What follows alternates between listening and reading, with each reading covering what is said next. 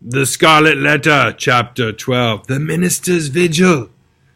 Walking in the shadow of a dream, as it were, and perhaps actually under the influence of a species of somnambulism, Mr. Dimmesdale reached the spot where, now so long since, Hester Prynne had lived through her first hour of public ignominy.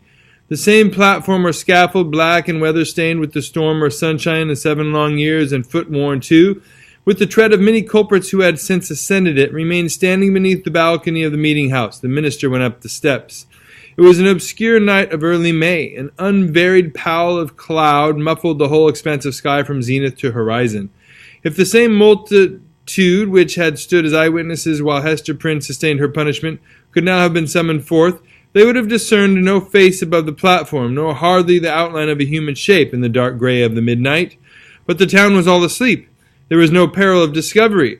The minister might stand there, if it so pleased him, until morning should redden in the east, without other risk than that the dank and chill night air would creep into his frame, and stiffen his joints with rheumatism, and clog his throat with cot and car, thereby defrauding the expectant audience of tomorrow's prayer and sermon. No one could see him, save that ever-wakeful one which had seen him in his closet wielding the bloody scourge. Why, then, had he come hither? Was it but the mockery of penitence? A mockery indeed, but in which his soul trifled with itself. A mockery at which angels blushed and wept, while fiends rejoiced with jeering laughter. He had been driven hither by the impulse of that remorse which dogged him everywhere, and whose own sister and closely linked companion was that cowardice which invariably drew him back with her tremulous grip just when the other impulse that hurried him to the verge of a disclosure. Poor miserable man! What right had infirmity like his to burden itself with crime? Crime is for the iron-nerved, who have their choice either to endure it or, if to press it too hard, to exert their fierce and savage strength for a good purpose and fling it off at once. This feeble and most sensitive of spirits could do neither, yet continually did one thing or another which intertwined in the same inextricable knot the agony of heaven-defying guilt and vain repentance. And thus, while standing on the scaffold in this vain show of expiation, Mr. Dimmesdale was overcome with a great horror of mind, as if the universe were gazing at a scarlet token on his naked breast right over his heart. On that spot, in very truth, there was, and there had long been, the gnawing and poisonous tooth of bodily pain. Without any effort of his will, or power to restrain himself, he shrieked aloud, an outcry that went pealing through the night, and was beaten back from one house to another, and reverberated from the hills in the background, as if a company of devils, detecting so much misery and terror in it, had made a plaything of the sound, and were bandying it to and fro. "It is done," muttered the minister, covering his face with his hands. "The whole town will awake and hurry forth and find me here." But it was not so. The shriek had perhaps sounded with a far greater power to even his own startled ears than it actually possessed. The town did not awake, or if it did, the drowsy slumberers mistook the cry either for some frightful in a dream, or the noise of witches, whose voices, at that period, were often heard to pass over the settlements or lonely cottages as they rode with Satan through the air. The clergyman, therefore, hearing no symptoms of a disturbance, uncovered his eyes and looked about him. At one of the chamber windows of Governor Bellingham's mansions, which stood at some distance on the line of another street, he beheld the appearance of the old magistrate himself, with a lamp in his hand, a white nightcap on his head, and a long white gown enveloping his figure. He looked like a ghost evoked unseasonably from the grave. The cry had evidently startled him. At another window of the same house, moreover, appeared old Mistress Hibbins, the governor's sister, also with a lamp, which, even thus far off, revealed the expression of her sour and discontented face. She thrust forth her head from the lattice and looked anxiously upward. Beyond the shadow of a doubt, this venerable witch lady had heard Mr. Dimmesdale's outcry, and interpreted it, with the multitudinous echoes and reverberations, as the clamor of the fiends and night hags, with whom she was well known to make excursions into the forest. Detecting the gleam of Governor Bellingham's lamp, the old lady quickly extinguished her own and vanished. Possibly she went up among the clouds. The minister saw nothing further of her motions. The magistrate, after a wary observation of the darkness, into which nevertheless he could see but little farther than he might into a millstone, retired from the window. The minister grew comparatively calm. His eyes, however, were soon greeted by a little glimmering light, which at first a long way off was approaching up the street. It threw a gleam of recognition on here a post, and there a garden fence, and here a lattice window pane, and there a pump with its full trough of water, and here again an arched door of oak with an iron knocker and a rough log for the doorstep. The Reverend Mr. Dimmesdale noted all these minute particulars, even while firmly convinced that the doom of his existence was stealing onward in the footsteps which he now heard, and that gleam of the lantern would fall upon him in a few moments more and reveal his long-hidden secret. As the light drew nearer, he beheld, within its illuminated circle, his brother clergyman, or, to speak more accurately, his professional father, as well as a highly valued friend, the Reverend Mr. Wilson, who, as Mr. Dimmesdale now conjectured, had been praying at the bedside of some dying man. And so he had. The good old minister came freshly from the death chamber of Governor Winthrop, who had passed from earth to heaven within that very hour, and now surrounded like the saint-like personages of olden times, with a radiant halo that glorified him amid this gloomy night of sin, as if the departed governor had left him an inheritance of his glory, or as if he had caught upon himself the distant shine of the celestial city, while looking thitherward to see the triumphant pilgrim pass within its gates. Now, in short, good Father Wilson was moving homeward, aiding his footsteps with a lighted lantern. The glimmer of this luminary suggested the above conceits to Mr. Dimmesdale, who smiled, nay, almost laughed at them, and then wondered if he were going mad.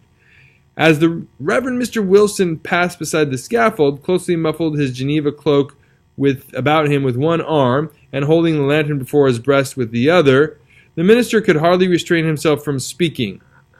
"A good evening to you, Venerable Father Wilson. Come up hither, I pray you, and pass the pleasant hour with me." Good heavens! Had Mr. Dimmesdale actually spoken? For one instant he believed that these words had passed his lips, but they were uttered only within his imagination. The Venerable Father Wilson continued to step slowly onward, looking carefully at the muddy pathway before his feet, and never once turning his head toward the guilty platform. When the light of the glimmering lantern had faded quite away, the minister discovered by the faintness which came over him that the last few moments had been a crisis of terrible anxiety, although his mind had made an involuntary effort to relieve itself by a kind of lurid playfulness. Shortly afterwards, the light grisly sense of the humorous again stole in among the solemn phantoms of his thought. He felt his limbs growing stiff with the unaccustomed chilliness of the night, and doubted whether he should be able to descend the steps of the scaffold. Morning would break and find him there. The neighborhood would begin to rouse itself. The earliest riser, coming forth in the dim twilight, would perceive a vaguely defined figure aloft on the place of shame, and, half crazed betwixt alarm and curiosity, would go knocking from door to door, summoning all the people to behold the ghost, as he needs must think, of some defunct transgressor. A dusky tumult would flap its wings from one house to another. Then, the morning light still waxing stronger, old patriarchs would rise up in great haste, each in his flannel gown, and matronly dames, without pausing to put off their night gear. The whole tribe of decorous personages, who had never heretofore been seen with a single hair on their heads awry, would start into public view with the disorder of a nightmare in their aspects. Old Governor Bellingham would come grimly forth, with his King James ruff fastened askew, and Mistress Hibbins with some twigs of the forest clinging to her skirts, and looking sourer than ever, as having hardly got a wink of sleep after her night ride, and good Father Wilson, too, after spending half the night at a death-bed, and liking ill to be disturbed thus early out of his dreams about the glorified saints.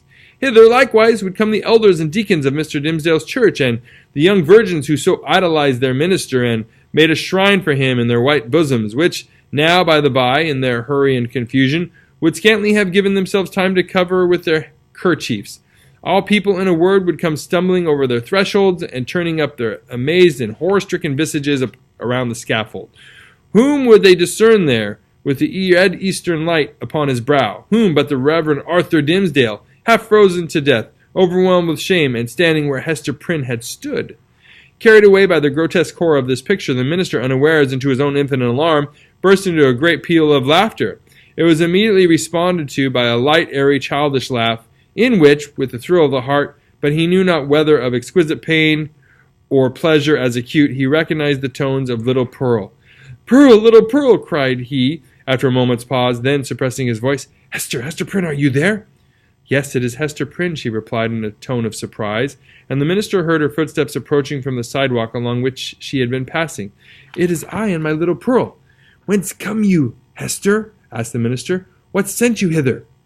"I've been watching at a deathbed," answered Hester Prynne, "at Governor Winthrop's deathbed, and have taken his measure for a robe, and am now going homeward to my dwelling. Come up hither, Hester, thou and little Pearl, said the Reverend Mr. Dimmesdale. Ye have both been here before, and I was not with you. Come up hither once again, and we'll stand all three together. She silently ascended the steps and stood on the platform holding little Pearl by the hand. The minister felt for the child's other hand and took it. The moment that he did so, there came what seemed a tumultuous rush of new life, other life than his own, pouring like a torrent into his heart and hurrying through all of his veins, as if the mother and child were communicating their vital warmth to his half-torpid system.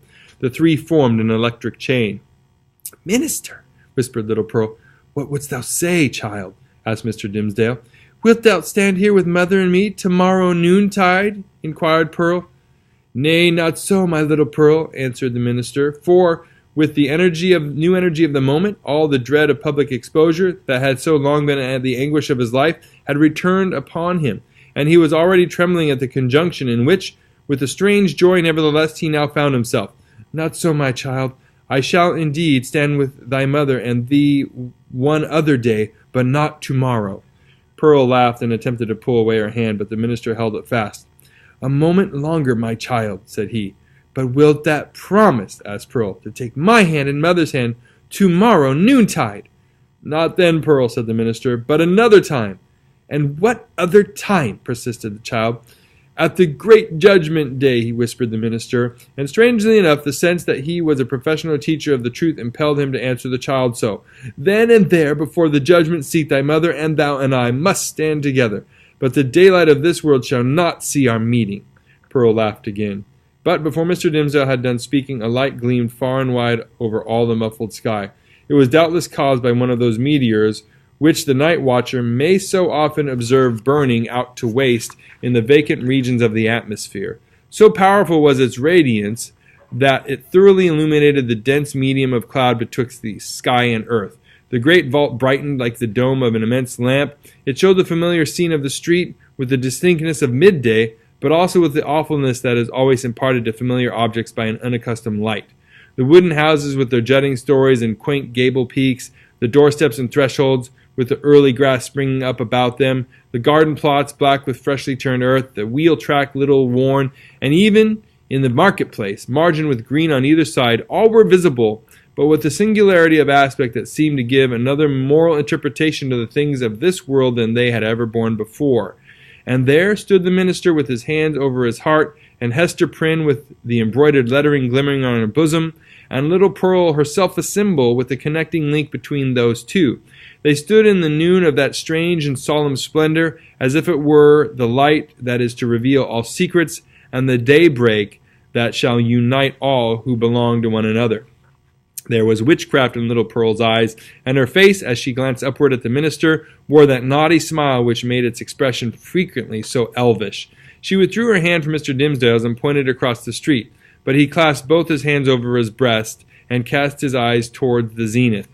Nothing was more common in those days than to interpret all meteoric appearances and other natural phenomena that occurred with less regularity than the rise and set of the moon as so many revelations from a supernatural source. Thus, a blazing spear, a sword of flame, a bow, or a sheaf of arrows seen in the midnight sky prefigured Indian warfare. Pestilence was known to have been foreboded by a shower of crimson light. We doubt whether any marked event, for good or evil, ever befell New England from its settlement down to revolutionary times, of which the inhabitants had not been previously warned by some spectacle of this nature. Not seldom it had been seen by multitudes. Oftener, however, its credibility rested on the faith of some lonely eyewitnesses who beheld the wonder through the colored, magnifying, and distorting medium of his imagination, and shaped it more distinctly in his afterthought. It was indeed a majestic idea that the destiny of nations should be revealed in these awful hieroglyphics on the cope of heaven. A scroll so wide might not be deemed too expansive for Providence to write a people's doom upon. The belief was a favorite one of our forefathers as betokening that their infant commonwealth was under a celestial guardianship of peculiar intimacy and strictness. But what shall we say when an individual discovers a revelation addressed to himself alone on the same vast sheet of record? In such a case, it could only be the symptom of a highly distorted mental state when a man, rendered morbidly self-contemplative by long, intense, and secret pain, had extended his egotism over the whole expanse of nature until the firmament itself should appear no more than a fitting page for his soul's history and fate. We impute it therefore solely to the disease in his own eye and heart, that the minister, looking upward to the zenith, beheld there an appearance of an immense letter, the letter A, marked out in lines of dull red light. Not but the meteor may have shown itself at that point, burning duskily through a veil of cloud, but with no such shape as his guilty imagination gave it, or at least with so little definitiveness that another's guilt might have seen another symbol in it. There was a singular circumstance that characterized Mr. Dimmesdale's psychological state at this moment. All the time that he gazed upward to the zenith, he was nevertheless perfectly aware that little Pearl was pointing her finger towards old Roger Chillingworth, who stood at no great distance from the scaffold. The minister appeared to see him with the same glance that discerned the miraculous letter. To his features, as to all other objects, the meteoric light imparted a new expression, or it might well be that the physician was not careful then, as at all other times, to hide the malevolence which he looked upon his victim. Certainly, if the meteor kindled up the sky and disclosed the earth with an awfulness that admonished Hester Prynne and the clergyman of the day of judgment, then might Roger Chillingworth have passed with them for the arched fiend, standing there with a smile and scowl to claim his own. So vivid was the expression, or so intense the minister's perception of it, that it seemed still to remain painted on the darkness after the meteor had vanished, with an effect as if the street and all things else were at once annihilated. "Who is that man, Hester?" gasped Mr. Dimmesdale, overcome with terror. "I shiver at him. Dost thou know the man? I hate him, Hester." She remembered her oath and was silent. "I tell thee my soul shivers at him," muttered the minister again. "Who is he? Who is he? Canst thou do nothing for me? I have a nameless horror of the man." "Minister," said little Pearl, "I can tell thee who he is." "Quickly then, child," said the minister, bending his ear close to her lips. "Quickly, as low as thou canst whisper." Pearl mumbled something into his ear that sounded indeed like a human language, but was only such gibberish as children may be heard amusing themselves with by the hour together. At all events, if it involved any secret information in regard to old Roger Chillingworth, it was in a tongue unknown to the erudite clergyman, and did but increase the bewilderment of his mind. The elvish child then laughed aloud. "Dost thou mock me now?" said the minister. "Thou wast not bold, thou wast not true," answered the child. "Thou would not promise to take my hand in my mother's hand tomorrow noontide." "Worthy sir," said the physician, who had now advanced to the foot of the platform. "Pious Master Dimmesdale, can this be you? Well, well indeed. We men of study, whose heads are in our books, have need to be straitly looked after. We dream in our waking moments and walk in our sleep. Come, good sir, and my dear friend, I pray you, let me lead you home." "How knewest thou that I was here?" asked the minister fearfully. "Verily and in good faith," answered Roger Chillingworth, "I knew nothing of the matter. I had spent the better part of the night at the bedside of the worshipful Governor Winthrop, doing what my poor skill might to give him ease. He going home to a better world. I likewise was on my way homeward when the strange light shone out. Come with me, I beseech you, reverend sir, else you will be poorly able to do Sabbath duty tomorrow. Ah, see now how they trouble the brain. These books. You should study less, good sir, and take a little pastime, or these night whimsies will grow upon you." "I will go home with you," said Mr. Dimmesdale, with a chill despondency like one awaking, all nerveless from an ugly dream. He yielded himself to the physician and was led away. The next day, however, being the Sabbath, he preached a discourse which was held to be the richest and most powerful and the most replete with heavenly influences that had ever proceeded from his lips. Souls, it is said, more souls than one, were brought to the truth by the efficacy of that sermon, and vowed within themselves to cherish a holy gratitude towards Mr. Dimmesdale throughout the long hereafter. But as he came down the pulpit steps, the gray-bearded sexton met him, holding up a black glove, which the minister recognized as his own. "It was found," said the sexton, "this morning on the scaffold where evil-doers are set up to public shame. Satan dropped it there, I take it, intending a scurrilous jest against your reverence. But indeed he was blind and foolish, as he ever and always is. A pure hand needs no glove to cover it."